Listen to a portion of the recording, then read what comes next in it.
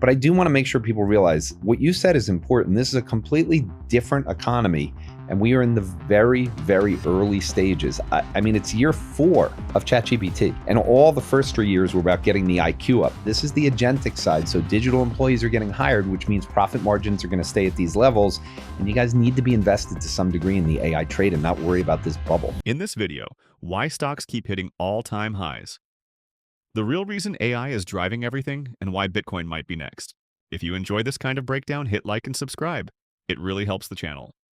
The stock market is being driven by something that we talk about every single week. It's something we agreed was a good thing for us to do on here. Your fashion sense? Yes, exactly. I brought my purple sweater out for the end of winter. We talk about AI. So let's leave crypto to the side for a second. But the disruption of artificial intelligence into our world. 6 months ago, bubble was front page news every single week. Go to Google Trends. Just before Opus 4.5 came out, it was a bubble. Well, now we're seeing the revenues come in. And when you have a stock like Caterpillar, for example, so Caterpillar, it was up 10% yesterday. Their PE is now approaching 40. Those types of things don't happen for cyclical companies unless you're kind of coming out of a recession and you've had things down. Their PE is almost double NVIDIA's now. I mean, think about where we are. Semiconductor names, every single one. Most of them are in one of my thematic baskets, my portfolio. They don't stop. So this is AI. And to show you how like breadth still allows people to be bearish. Let's forget software, which is still near the lows. Let's forget the private equity companies, which have not budged very much. We make all-time highs in the S&P, and the median stock is 13% below its all-time highs. About half of the S&P 500 companies are up for the year, and about half are down. So unfortunately, and I literally, because I spent so many time with institutional clients and because the subscriber wall went up and I'm like focused a lot, I had to come up with a term for this, because if you're invested in the S&P 500, which is what most individuals are through their financial advisors, there's a benchmark arbitrage that's happening. When you have something that we've both stolen from Elon Musk and said supersonic tsunami, it means something's moving fast and it's structural and it's just overpowering everything. So if you're invested in things that were around business cycles and the consumer, you're not doing very well. If you're in software, you're not doing very well. Even with the hyperscalers, you're not doing nearly as well as you are with all of the things related to power, all the things related to semiconductors, all the things related to servers. Are those things extended? Yes. If you look at all these charts, it's a straight line up. And that's why when you look at the S&P, it doesn't look as crazy because it actually was down for a while and then it went up. But the semiconductors, the memory names, they've just gone through the roof. So I think what people have to, in their mind, this is the early innings of this. And if you're invested in the S&P 500, you're only up 5% year to date, 5 and change year to date. If you're invested in semiconductors and you're investing in these other things, you're up between 30 and 50%. And unfortunately for everyone that's sitting there waiting for the index to reweight, I would look into some other ways to get involved in this, at least from a minimum of a small amount, because this is not the end of this. This is still going to happen, even though we'll have a correction at some point here. So here's the key idea. This isn't just hype anymore. 6 months ago, people were calling AI a bubble. Now the money is actually coming in, and that changes everything. This isn't speculation. It's real revenue driving markets higher. The market looks strong, but under the surface, it's split.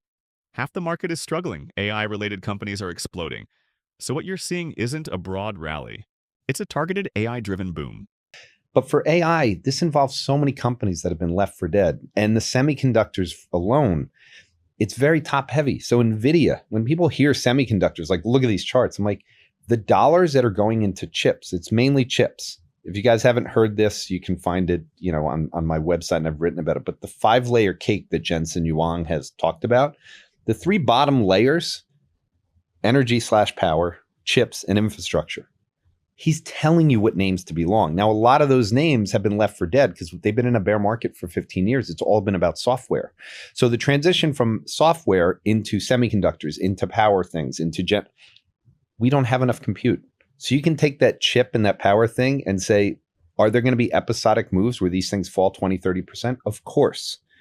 But do I have confidence that 5 years from now, we're going to need more compute? I have uber confidence that between humanoids coming, moving to space, we don't have enough compute. And so the chip needs are really just going to keep going. And so these companies are going to be the leaders of the future. And that's why these multiples are so high on those names. And they're becoming so low on software because software is dead.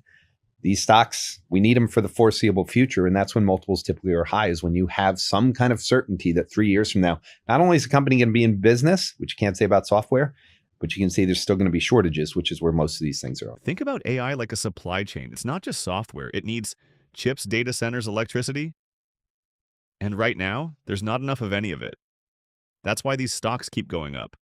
As we go to build, as an easy example, we went to go build data centers and we said, okay, well, we need power. And there was enough power. And eventually we ran out of power and everyone said, oh, let's go run into the power generation. And then when there's that shortage of power, all of a sudden people say, hey, let's build more power. And they start to pull on all these commodity, inputs in the supply chain. And we just keep hitting shortages, bottlenecks, stress, etc. And it does feel like the market is just running around and the best investors are just saying, where is the next bottleneck that we're going to hit? Let me go and buy that before everybody else. What I find interesting is let's take the Round Hill Memory ETF. I don't know if you've looked at this, DRAM. I think very highly of the Round Hill guys in general. I think they understand the pulse of the market and they've been very good at thematic ETFs. But when I looked into why did it explode, they went from 0 to like 2 billion in assets in, let's call it 2 weeks or so. They have two companies that US investors can't get access to. And they're doing it via swaps, essentially. And so there's also the arbitrage not only of finding the shortages, but then there is the which investors have exposure. So you have Korean companies that US investors have a hard time buying. If you now can bring them to the US market, all of a sudden you get an explosion of demand and that leads to a lot of capital inflow. And so it feels like the investment community is basically saying, what are all the different ways that we can exploit this for financial gain? But that's what you want in a capitalistic system, is because it's ultimately bringing capital in to solve these problems. This is how smart money is playing it. They're not just buying AI. They're asking, where will demand exceed supply next? And then buying that early. We're not creating jobs. If you create jobs, well, then your compensation grows. That's an expense. If you don't create jobs and your revenue is growing 7% a year, that's margins. Well, we have record margins in the S&P. Everyone wants to fade that. They're worried about, the doom and gloom, like Citrini writing, we'll lose all these jobs.